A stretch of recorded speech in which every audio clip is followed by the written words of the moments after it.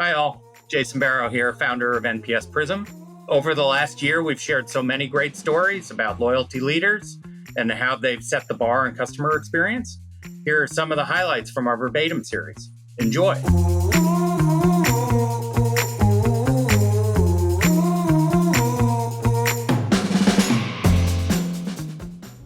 In my experience is talking about this with clients, the airline has some agency in kind of determining how severe the disruption is, right? Not all disruptions are made the same. Sometimes it's going to take more than a Biscoff cookie and a Diet Coke to smooth over the experience. In most cases, we need more than that. And so how can airlines think about that? Yeah. It's like you thought, a $25 drink voucher was going to solve this. You just stole 12 hours of my life and you think $20 is going to cover it. It's like you were better off almost not doing anything.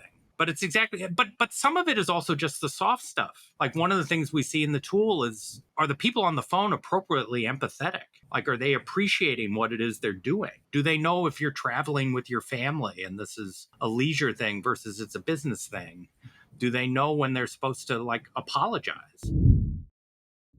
One thing that I would love to get your take on is this idea about quality versus quantity of content. I feel like at the beginning, there's so many services coming out. There's just a glut of content, and now everybody's starting to cut back a little bit.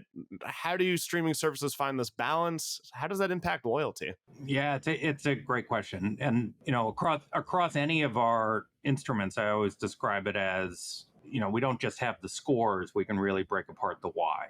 So if Netflix is ahead of Peacock, why are they ahead? And, in streaming, the why breaks down really into three categories of things. There's stuff which is about, I would sort of say, the product. As you said, it's about the quantity and quality of the shows that are available to watch. The second element is about price. Basically, do customers feel like they're getting good value? And then there is the user experience.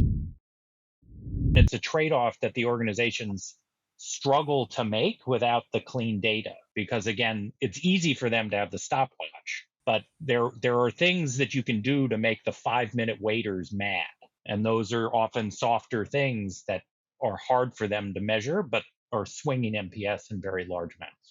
I think you're totally right there. Again, it's before you click the stopwatch, that's a really clear number to work off of. But some of these can also be quick wins, right? Better signage, clear transparency that your order's ready and that it will be brought to you versus acknowledge you're here. I think that all those things are really important to get a read on when we think about the curbside or in-store pickup. Think of 7 as like perfectly easy, the example that I just gave. That's where NPS is the highest, right? That's where people are the happiest, when things are just super easy to do or super quick. If they go from a 7 though to a 6, so think perfectly easy to just easy, there is a huge NPS penalty, right?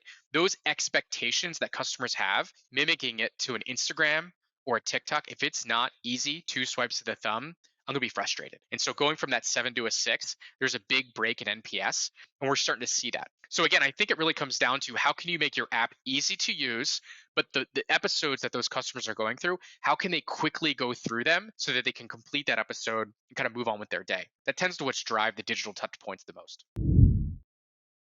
So I think it comes down to a couple of things. I think one of the things is the digital capability, right? And what I mean by that is kind of twofold. One is, do you have the digital capabilities to potentially provide some of this advice digitally, right? It doesn't all have to be conversations, but as long as these digital communications feel tailored and customized to the customer, can also serve as advice, right? It doesn't always have to be picking up the phone. The other piece, and to your point around there's only so many hours in a day, what can an advisor do? If you improve your digital capabilities so that customers can self-serve more, that opens up time for advisors to spend time on things that are more valuable. So for example, if they have a question on premium or what their coverage is, or they want to check their balance, all these things should be done easily and quickly digitally so a customer can self-serve and do that, right?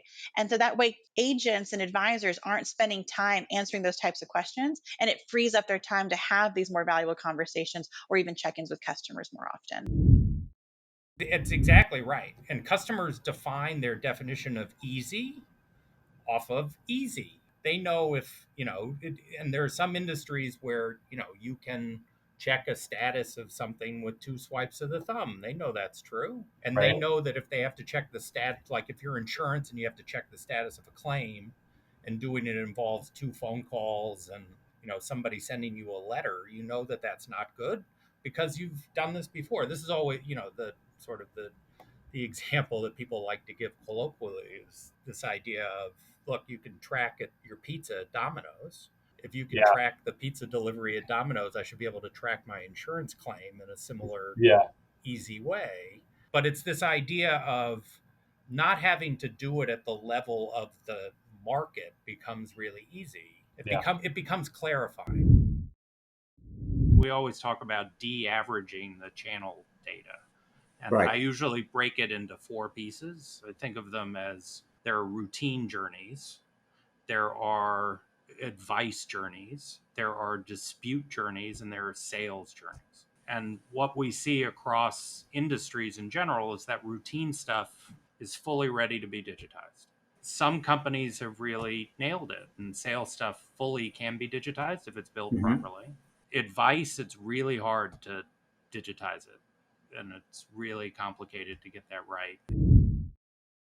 Having customer journey strategies allows for you to ruthlessly prioritize what really matters, right? And think about the full view of the customer and really put yourself in the customer's shoes. And by doing so, you're able to prioritize in a way that makes sense, right? If you prioritize everything, nothing is really prioritized. And then you actually have a strategy of what do we fix first, align the organization around the goals that we have, measure against these goals, and then ultimately prioritize the resource and allocate the resource to execute.